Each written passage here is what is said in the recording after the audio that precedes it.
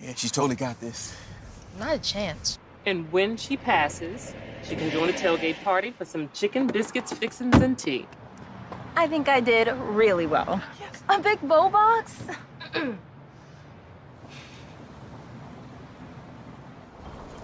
Parking brake. Tailgate everything with Bojangles Big Bow Box. Grab a 12-piece Super Tailgate Special. Bojangles, it's bow time. Hey, what's that? This is a cookie jar. Looks like a bread box. Exactly. That way the kids won't snoop around in here for our cookies. Give me some. Kids have their cookies. We have our cookies. And Mama's got her cookies. Chock full of mini peanut butter cups and bits of rich fudge, Publix Premium Moose Tracks cookies are just one of 6 delectable new ways to treat yourself. Publix, where shopping is a pleasure. Oh, I'll have that goat cheese garden salad. That gentleman got the last one. Sir? You give me that salad and I will pay for your movie and 1 snack box. Can I keep the walnuts? Sold, but I get to pick your movie. Can I pick the genre? Yes, but it has to be comedy. A little cash back on the side. With the Blue Cash Everyday Card from American Express, you get cash back on purchases with no annual fee. Go.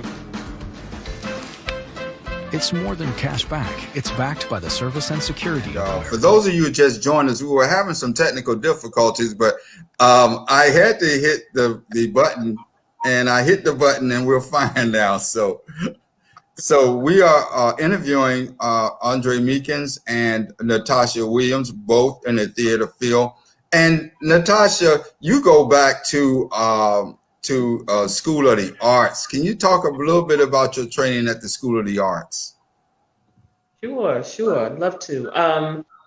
Attending the University of North Carolina School of the Arts, and it's so funny that we're talking about that school. I was just talking to a good friend of mine the other night about our training and our experience at the North Carolina School of the Arts and all that it entailed, and just how important, how important it was at that time to understand that as a young artist,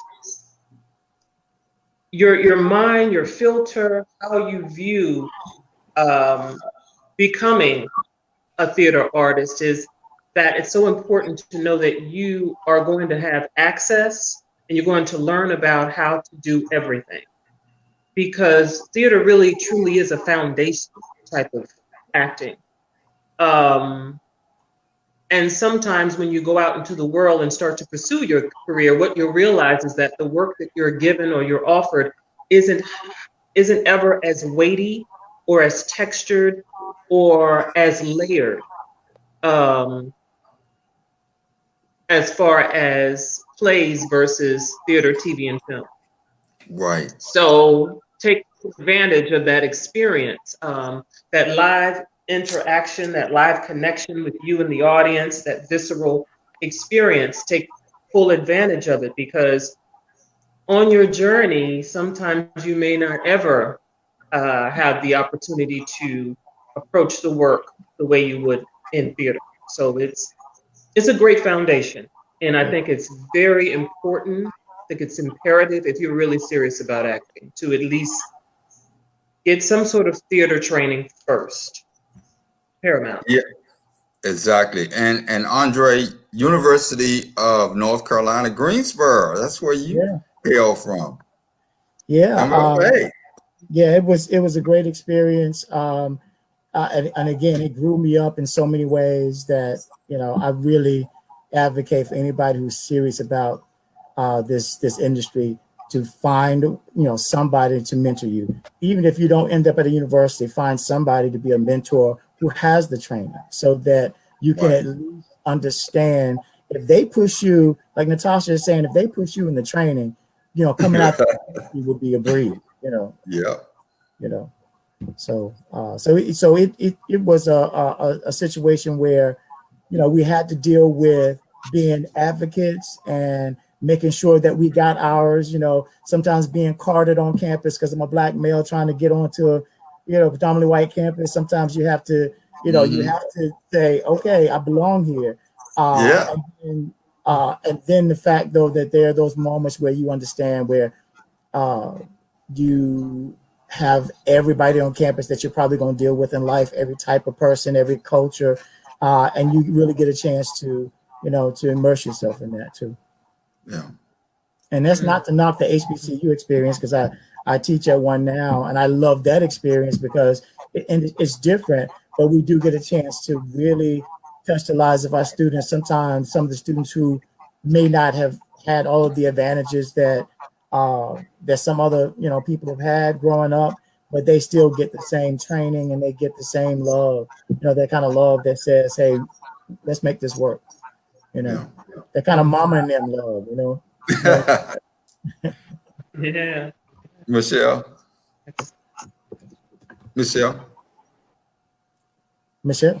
Yeah, so have you thought about, like when you go out to mentor others, like what advice would you, like what are like 3 big things that you would let them know as they start their journey, whether it's voiceovers or, acting?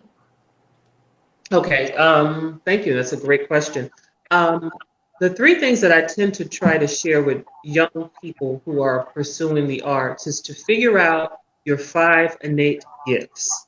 Because these are the things that I wish someone would have shared with me on this journey of pursuing my career.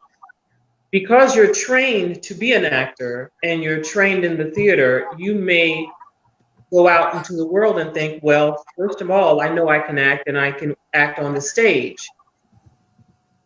But figuring out what your innate gift is will help you to tap more so into your destiny.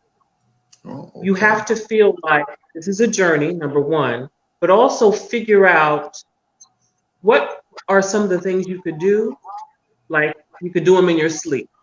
So I sat back actually not long ago, maybe less than 10 years ago, and thought to myself, well, what do you do naturally? What's just something that just you could do in your sleep and you could call it a job? And I thought, well, I like to talk. I talk a lot. And people always tell me, you have a very nice voice. I mean, I could be, making an appointment at a doctor's office and they'd say, oh, wow, you have a nice speaking voice. So I started thinking about those things because those are your innate gifts. If you speak well, if you have a very nice speaking voice, the texture of your voice, and knowing that I was funny. I always knew confidently that I was a funny person. I always made people laugh, always told really funny stories. So those are 3 innate gifts. One of my 4th innate gifts, we're not going to make this in the Natasha show, but I'll share with you. One of my 4th innate gifts is being a caretaker. If anyone were to ever get sick around me, even when I was little, like I'm talking 6, 7, 8 years old, if someone ever got sick, I was the kid that would literally take care of you, bring you water, make sure you had tea. I was the one who was always coming to prop your pillow up. You didn't have to tell me to do it. Instinctually, I naturally would sit with you and take care of you. So those are definitely 4 of my innate gifts that I've used in the arts on some level or another. And I can kind of testify to that. Every time I have a meeting with Natasha, she is taking care of us. Whether we're sick or not, she's taking care of us. She finds the right restaurant. She makes sure that everybody's okay with whatever food we're gonna get. So she's always been there, and she'll call me just to find out, are you okay? What's happening in your world. So I do appreciate that. For sure. And we're actually going to do some big things together real soon. Yes, that's right. COVID, we can get a handle on that. Go ahead. Well, I was going to say that the 3 things I would say to add to that would be understand that your journey is your journey, right? You can get some things from watching somebody else's success, but you can't surmise that that's the way that's going to happen for you. And then you also have to define what success is for you. You can feel successful whether you are a household name or a face that people see weekly, or every time you turn on the television. Or success is the fact that you're teaching, or that you're helping somebody else to get there. That you are that you're working in the regional circuit or wherever wherever your market you're in, you're doing a great job, to see your face up on a billboard in that market. Yeah. See yourself in the grocery store or something, wherever that success is, you define that and don't let anybody else define that for you. And then 3, do it for yourself. Have fun doing it. But work this craft as a craft. You have to invest in yourself just like you would any other job. And you have to make sure that that you are doing the work that somebody's not asked you to do. Right. And especially with all this technology today, you can Google anybody, any acting technique. You can just put in acting technique or just acting and see what comes up and just go for months on that, maybe years, just on that information. So, so those are the 3 things I would say. Let me show you something real quick, Natasha. I'm gonna see if I can do this now. Technically, sometimes I get challenged, but I'm gonna share my screen. All right, here we go. Okay.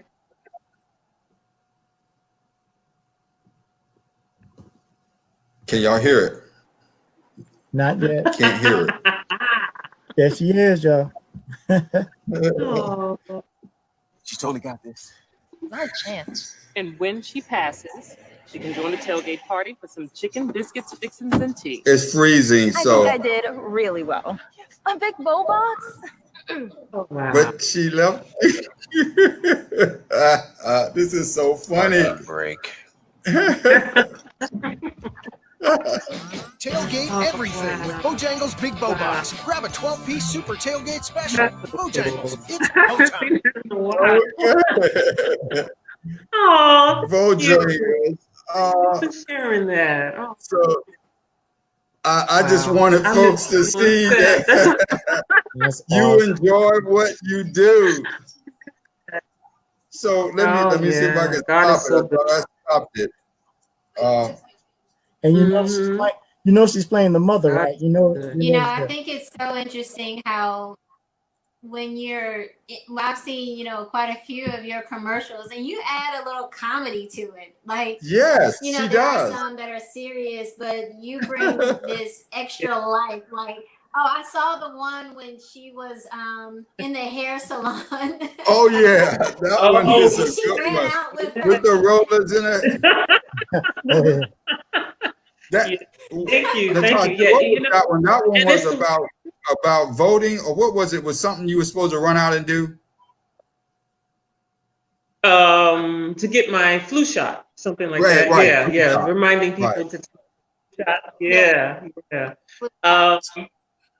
But I'm glad you're sharing that because, again, on my journey, starting at the University of North Carolina School of the Arts, what's ironic about that is that at the School of the Arts, commercials were never really taught, were never really focused on, were never even really encouraged. When you go through a classical theater training program, they're really preparing you for the classics. They're preparing you to know how to do Shakespeare, Euripides, restoration plays, things of that nature, classical work. Right. At that time, they didn't really focus on contemporary work as much, like August Wilson stuff. We did like a couple of workshops, but not a lot. But God is so good that my journey led me into this medium. And I'll share something with you that's really interesting too. And I think about this a lot. My dad, who was an aspiring singer, and he started in a quartet in New York. And it was 4 of them, of course, and they opened for like the Supremes at one point. So they were trying to get some traction, and they were doing work, all throughout the Northeast, but they never got a break. And so my dad decided, well, let me see about commercials. I guess he'd seen ads for it or something, and he went and got headshots and stuff like that done. And he started pursuing commercials. And I'm sure maybe some of you may be too young to know this one, but there was an ad for Don't Squeeze the Charmin. You guys remember that? Don't Squeeze the Charmin. There was a guy. Yeah. He was for roles of that nature. that time. And by the time he started to break, he started getting called back in for that kind of work, commercial work. He had passed away. He died of chronic kidney disease. But what's ironic about that was, if I would have connected to what my dad was innately good at and where he had left off, I probably would have started in that medium a much earlier time in my career. I just got into this medium like maybe 9 years ago now. So it just goes to show you, start thinking about everything that's connected to you, particularly people in your family. I'm sure all of you, and I'd like to ask if all of you have either relatives or maybe family members who had a desire to be in the arts. Is that true? Usually it is. It's usually in the blood in some ways.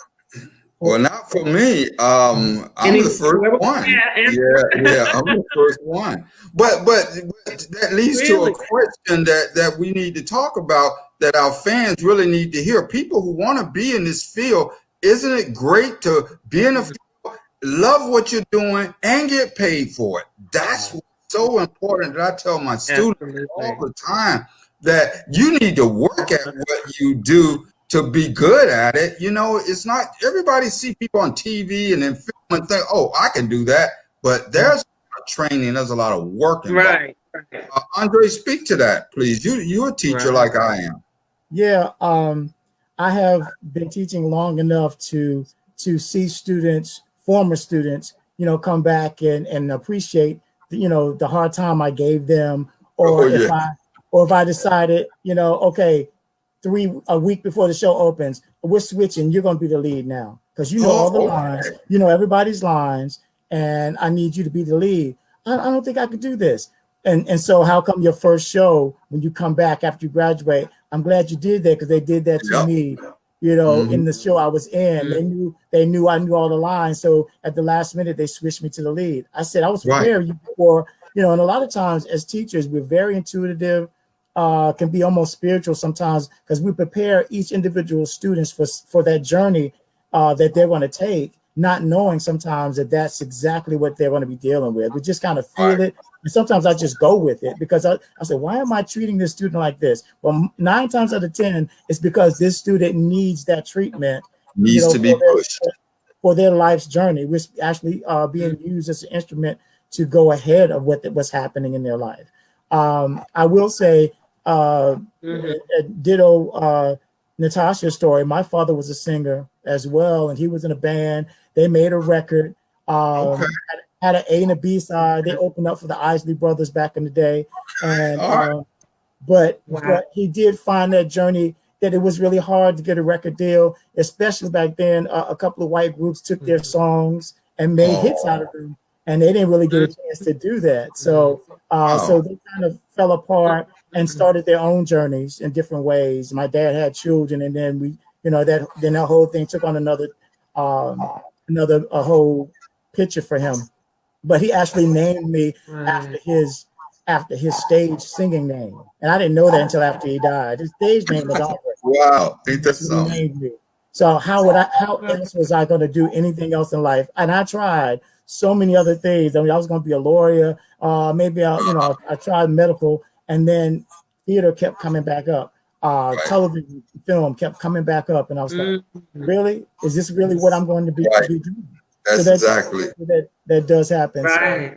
So that training and having students understand, take inventory of your whole life. Like I said, that journey begins with everything you're dealing with. You might be smart enough to do biology like nobody's business. Then maybe you're the next person on their science show, their science guy, science lady.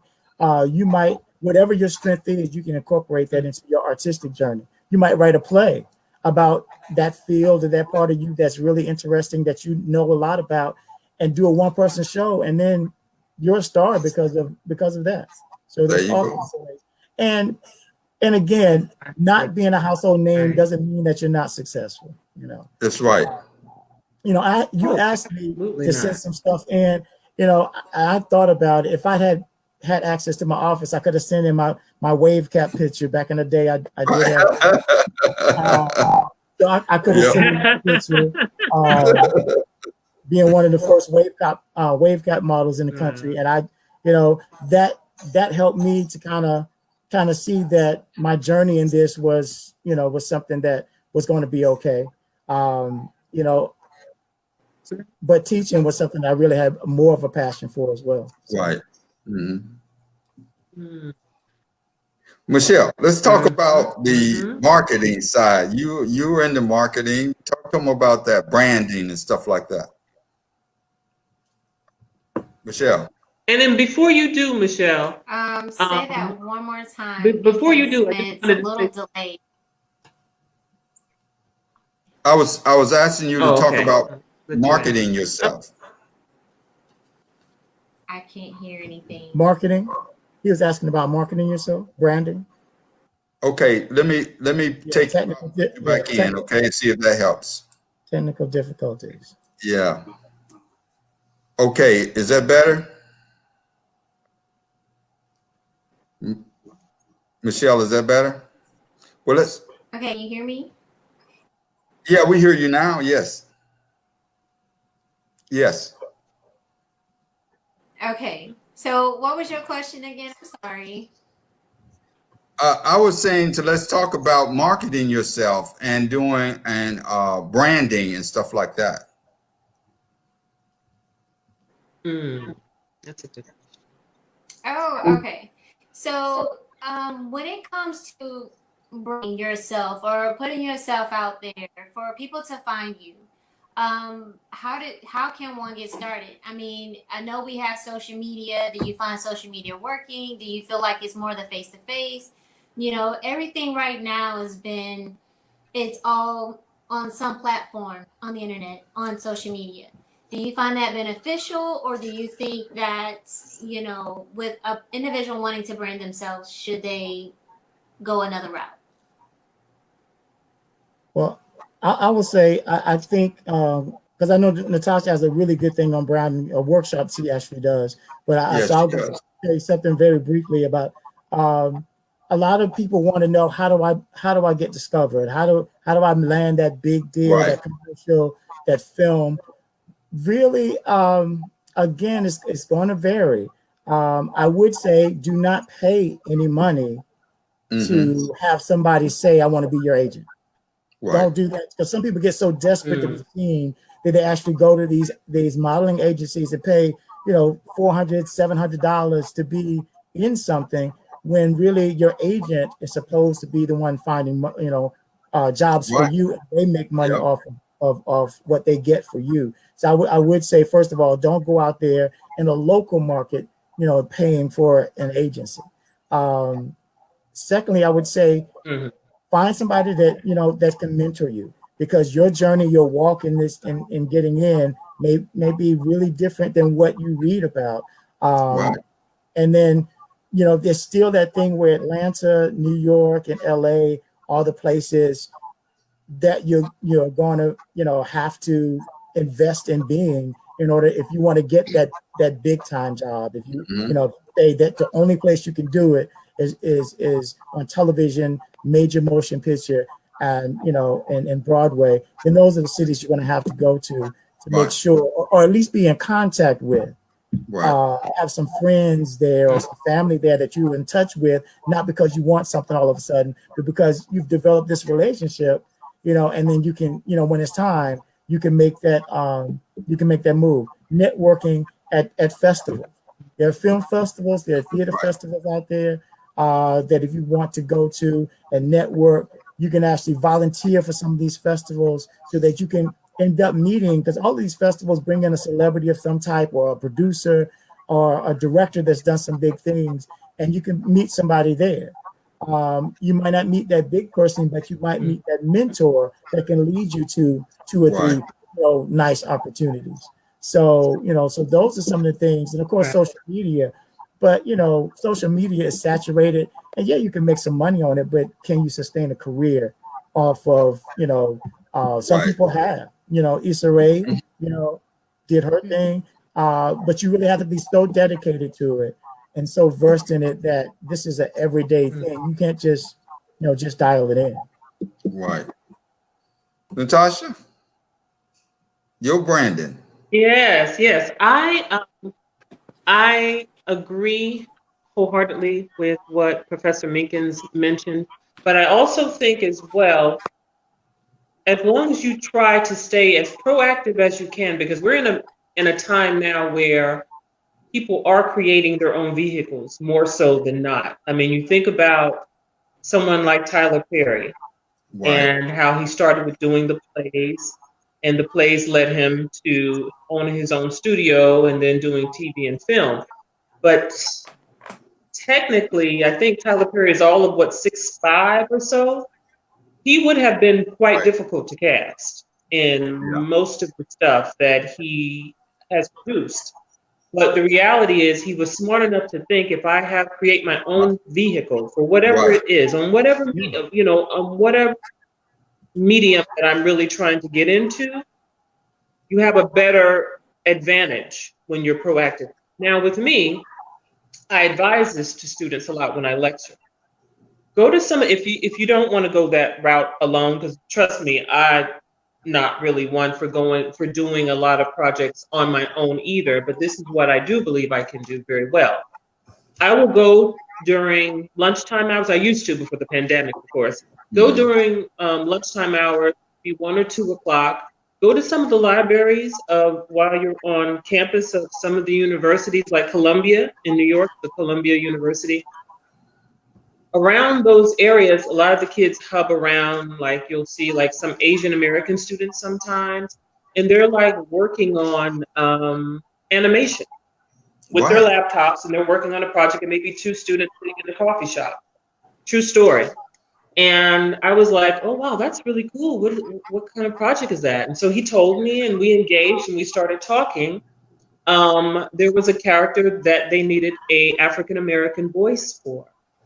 And because I engaged with them, he gave me his card, we exchanged information, and I think it was probably about 5 or 6 months later, we reconnected, and I was the voice on one of their projects. Now, I didn't get paid for it. I didn't get paid for it, and it didn't bother me because this is new for me. You know, this is experience to do animation. But the reality is, one of those kids submitted his project in one of those competitions, and he won. So the next thing that he's going to do that's big, who knows? He may remember me and use me. Yep. So this is what I mean about aligning yourself with kids or with people who have a project, and they may say to you at some point, hey, you know, I remember you from when you did that project for us for free. We met in the coffee house. Hey, well, I just got a deal with Universal, and I'd love you to come in and play the mom for that role. You see what I mean? So always aligning yourself laterally. Always align yourself laterally. Don't start looking for the top Perry and hunting him down and calling him. Look for some of the students who might be interested in doing that, and on their come up, sometimes they take you with them. Yeah, that happens. Yeah, I actually had one of my students put me in a film after I trained him, and he went out there. He went to a film festival, did a pitch, and won the eye or the admiration of these producers. And he actually produced 4. They produced 4 films with him, and I was able to be in 2 of them. So student films, you know, people who are your colleagues or your fellow students around you, you know, be nice to them, because you don't know, they may make a break before you do. Well, you know something, we're all involved, and I want to make sure we don't miss the National Black Theater Festival. We're all involved in that and been involved, and talk about how important it is for actors and even students to just volunteer and to be among other and networking and just talk about that. The National Black Theater Festival and Go Purple. You're up, ladies. You first, Andre, because you know a lot about the festival. You've been hooked up for years. Yeah, Larry Hamlin, one of the mentors, the late Larry Leon Hamlin, one of my mentors in Black theater was Larry Hamlin, and he put us to work. Right, and before the festival was an idea, or before it was reality and it was an idea, you know, I was on his staff, and you know, I heard him talking about it, and And he came back from New York from one of those meetings and said, look, we're just going to do it here. You guys ready? And we told him we'd ride with him. We'd do it. And then when he started laying the groundwork and putting all of that together, we were very fortunate to be there, to be a part of all of that. When the first celebrities pulled up in this it was really this white limo that this car pulled up. I didn't know who was in the car. One of my fellow college students didn't know who was in the car, and Larry told us to get the door. And when we opened the door, Oprah steps out on my side, Maya Angelou out on his side. We take them to that press conference, walk them down.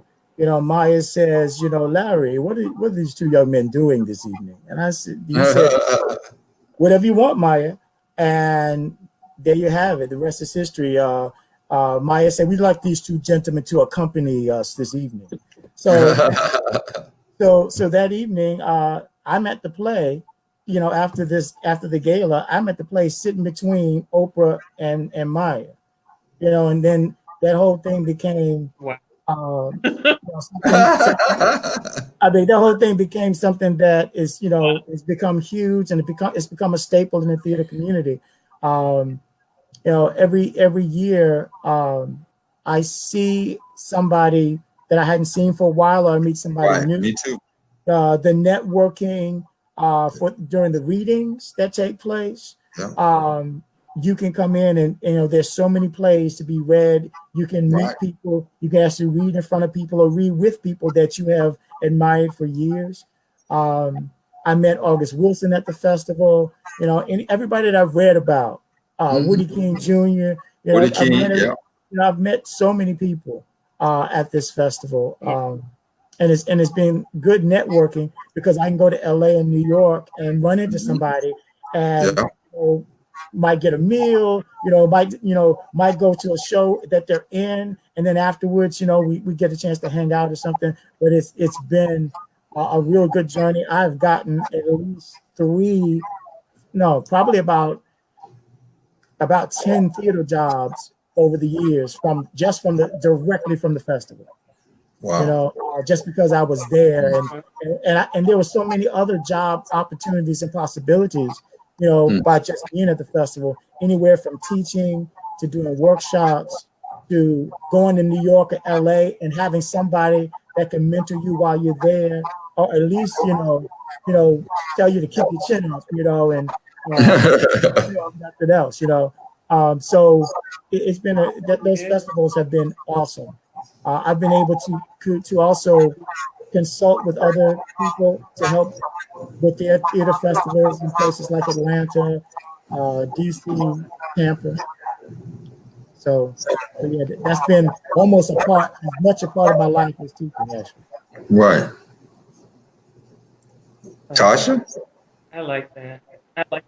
Yes, I agree totally. I had the pleasure of participating at the last Black National Theater Festival. I did a commercial workshop there, which was extremely rewarding.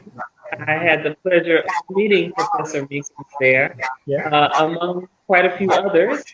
And but I guess it's just like I'm getting a lot of feedback right now. Is that because we're louder, or is it too loud or something? We're getting a lot of feedback. I'm not sure, but I'm pretty sure we'll be going back to Zoom in next one. Yeah, go ahead. It's not that bad. Okay. Okay, I just want to make sure you heard me. Were able to hear me. So yes, I definitely agree that I agree wholeheartedly. It's so important to volunteer on all mediums. If there's an opportunity to be an usher, just to give out programs at a theater. I do something in the lecture when I lecture at universities called "What's in Your Hand." Right. And I use that metaphor for what's in your hand, meaning that every time you're looking for an opportunity, be sure you have something in your hand to offer the person that you're looking to help you in exchange.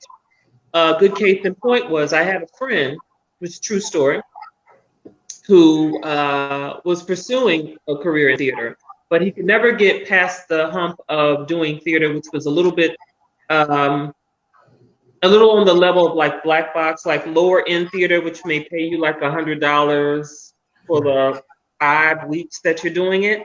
But he wanted to get up to like off Broadway and Broadway levels. So what he decided to do was every time there was an opportunity to go see a play, he would look on the back of the program. And on the back of the program, it usually lists like your benefactors or people who are supporters of that theater. They have different levels like diamond and platinum and gold and things like that. So I think the lowest amount they usually ask you for maybe about $25 to be like a patron of the theater. And that helps to keep the lights on in the theater. I mean, you know what I'm saying? It's going to help financially keep that theater thriving. And so what this actor decided to do was every theater that he auditioned for, or he wanted to audition for, he became a patron. So he would pay like $25 for every theater show. So after that, I think he probably was a patron for about 4 or 5 shows. So we were really good friends. So I used to go out to the theater to support him when he would perform. And then I started noticing every time I turned the theater program over, I would notice that he was a patron. And I said, he's in a show here at this theater now, and he's also a patron. Wow. So that's interesting. So then he moved up to a very top theater in New York, which is considered like off-Broadway, and he was a patron for them as well. And I said to him, so why are you like a patron for all these theaters? He said, well, when I would go into the audition room, I would say to them, yes, I'd love to audition for this role, and I'm also a patron for your theater. Yeah. So what that did was give the theater artistic directors, you see what I'm going with that? What it did was give him leverage to say, hey, you're doing this role for August Wilson next season. I'd love to audition for it. And by the way, I'm also a supporter of your theater. Yeah. So it gave him leverage to audition for those theaters. Well, so I audition, excuse me, I advise people the same way. If you're looking for a mentor, before you go and approach someone, because they've probably been approached by 10, 15 people within the first 2 to 3 months, ask them, hey, can I take you to lunch or can I take you out for a Starbucks coffee? And because you came with something in your hand, it's easier to get them to listen to what you have to say versus of saying, hey, I'd love you to be my mentor. I saw you, on the play Francis on Broadway, and I just thought you did a great job. Would you mind being my mentor? Right. Right. Well, the fact that you came to that actor or performer or director and said, hey, I'd love to take you out for an iced coffee at Starbucks. Yeah. Just the fact that you came with something in your hand, they'll remember you. They'll remember you in a good. Well, and since this is Sunday, in my neck of the woods, that's called "So Where You Want to Go." Yeah, that's what you're doing. So where you want to be, right? And that's awesome because that's a lot. At these festivals, people take me to lunch because they want to pick my brain about a play or about how to get into the industry. And I oftentimes end up doing things for them that, I felt really compelled to do it. I was great with it because they showed themselves to be really good people and they were giving as well as wanting to get something. They weren't just trying to take. Yeah. Right. Yeah. There's a lot about your integrity and your character. Well, right, and I definitely agree to that. So with that being said, how has it been being African American and being in the theater? Do you find it to be challenging compared to your, Caucasians or maybe Native Americans? I mean, even though we're talking about, systemic racism, do you see that in the industry today? Yeah. Yeah, I mean, it's even that, you know. Well, from my experience, I'm sorry. Did you want to speak? Go. No, let Andre finish. Go ahead, Andre. He had already started. There was the delay. Go ahead, Natasha. You good? Natasha. Somebody. Oh, well, I was just going to say, from my experience with the theater, you could easily, listen, you can easily look at anything from a racist perspective. You know, Right. I mean, let's face it, most theaters are going to be ran by Caucasians, especially the high-end theaters when you're talking Broadway and what have you. Yeah. What you have to do is set your mind and your will to think about, this is what I'm called to do. That's the first thing you got to think about. I'm called to do this. If I'm called to do it, then God is going to make a way for me to have the vision to do it. The minute you have the vision, the provision will come. But you got to set your will and your mind first, you know, and you'll act out that intention. The minute you put in the intention of, oh, well, you know, they don't hire blacks, or, oh, they give you, you know, they have so many more male roles than they have female roles. So, you know, I'm probably not even ever going to break through in this. That's pretty much what will happen. But when you set your intention first, that this is what I'm called to do, something inside of you will rise to the occasion and you will make it happen. So always focus on, I'm called to do this. It's not something I just want to do. I'm called to do it. You know, it's something inside of my heart and my soul that I can't sleep, I can't eat, I can't do anything else but think about getting into that door. And I promise you, those are the folks where the door just opens. Really how it happened. And, you know, I mean, for me, even with commercials, I had 70 no's. I had it highlighted on a big calendar. Wow. 70 no's before I got one yes. My agents, I was talking to them, and I kept, my commercial agents, I kept saying to them, why are you guys keep sending me out? I'm not even making any money for you. Right. I mean, you know, I give up on myself, and it was 18 months in of hearing nothing but no. And they said to me, we're submitting you, yes, but the production houses keep calling you back in. It's not really us. Right. They keep calling you.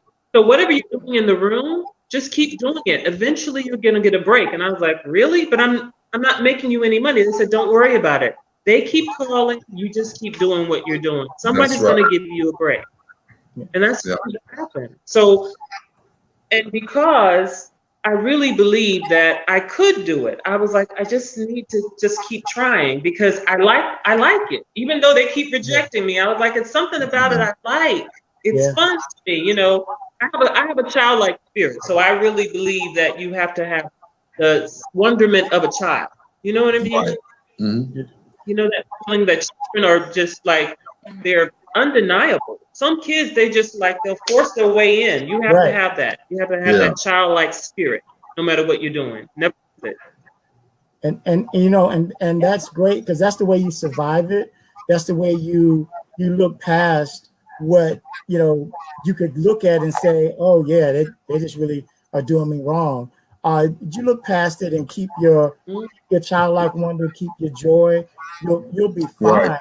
I do though want to say that because of the time that we're in, and that a lot of the actors who have experienced some things that were blatant, and some things that were really things that, you know, that hurt them as individuals, because, you know, they were ostracized or something was said to them that was culturally insensitive, that they are now, you know, holding the theaters and these production companies and these networks. They're going to hold them to task on this support that they're saying that they want to give now, because of the, you know, the different, you know, stances that they're taking.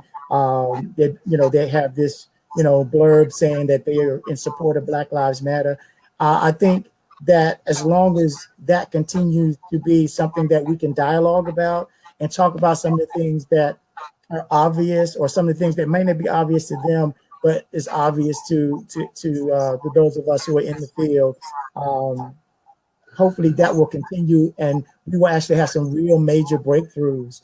and even at the local levels with the arts councils in the different cities, Right. and that there will start to be some equitable practices that take place, you know, especially when it comes to, especially if you have a large population of a certain culture, that population should get that same representation as far as support financially, structurally, you know, when it comes to playwrights and being on that technical side, getting into the union. There are a lot of things that have been blatant, some things that people have gotten away with for years. That's you know, that's something that we can pull up stats on, and a lot of people are telling their testimony on Facebook and other platforms that we have to take a look at, and hopefully we can move on from there, so that so that we can be better in this industry. I mean, I tell students all the time that this industry is one of the few industries where you can get away with hiring somebody based on what they look like. I mean, because we have to cast people according to what we think that casting criteria is, but you know, oftentimes they've changed their minds. They're you know, some production managers and agents will go out of their way to make sure that there's you know, inclusion. But then, you know, there have been long-standing practices where that hasn't happened. And even sometimes when they think it has, it's still not enough for really what, you know, is out there. You know, I've never seen a studio decide that they can find Black actors without saying, "Oh, I need to find somebody. You know, can you help me find somebody?" You know, when you have a casting director doing that, you're like, well, you know, HBCUs are graduating 5-6 Black actors a year somewhere in the country, all over the country. So if you really wanted to find directors and casting agents and costumers, man, we're out here. And I think that the efforts to make sure that we are included and that we don't keep seeing the same people over and over again, and that we don't have people coming from other countries getting jobs that and not knocking, you know, the brothers and the sisters who are getting the jobs from other countries. But sometimes you're like, well, we're right here. Nobody bothered to even audition, you know, at this place or that place, you know, especially in the South. You know, most cities in the South that are big are like 30% African American. Why are we not finding us? Well, you know, one of the things is that we had a talk in another panel I was on this week about having directors looking for Black actors for Black roles. And we're actors. We can act. You can't see me in any role. You know what I'm saying? Why does that have to be a Black role? Well, one of the reasons why I started Agape Theater Project was because I wanted to make sure that Black actors had a place to act, to do their costuming, to do stage work, lighting, the whole thing. And it's similar to what Tyler Perry is doing, putting people to work. But that doesn't mean that we can't work in the other industry. We don't need to be just a Black role that we like Natasha was saying, we train for Shakespeare. Right. We are Shakespeare trained, so therefore we could do a role that's considered white. Just give me a chance to audition for it.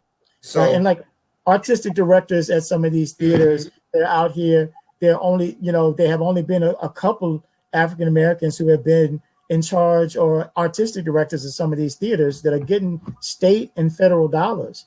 And, you know, and hopefully that dialogue will begin so that we can break open some of those break those barriers down so that we can be seen, especially those of us who are trained at their universities. Right. You know, you need to see us with equal, you know, with the same kind of equal eyes that you see each other. So that, I mean, and that's all we're asking, because we know that we're not talking about the folks that are giving us jobs, the people that in the companies that have, you know, bent over backwards to make sure that there was an African American play, you know, a quarter or a year, you know, because it didn't have to happen, you know. But you know, but there are a lot of companies that keep doing the same shows and the same playwrights, and it's like, I know they make you money, but you can also make money with shows that have been written by us or directed by us as well. Right. So, yeah. So it's a complicated issue, which is why it's taking It is 400. a complicated issue. You know, 400. What do you think about them pulling Gone with the Wind? I mean, just what do you think about? I mean, I know what I think, but what do you think about that? That's a tough question, because technically we were raised on Gone with the Wind. And here in North Carolina, that plays quite often. And it's like, so, and you know that Hattie McDaniel won that, an Oscar for playing that role. So I'm like, okay, I'm kind of used to seeing that, but I can understand people of this generation who are not used to seeing that film and consider it offensive. I grew up on it, didn't think anything about it, enjoyed the line. I don't know nothing about Birth No Babies. I mean, that was a line that we said from the movie.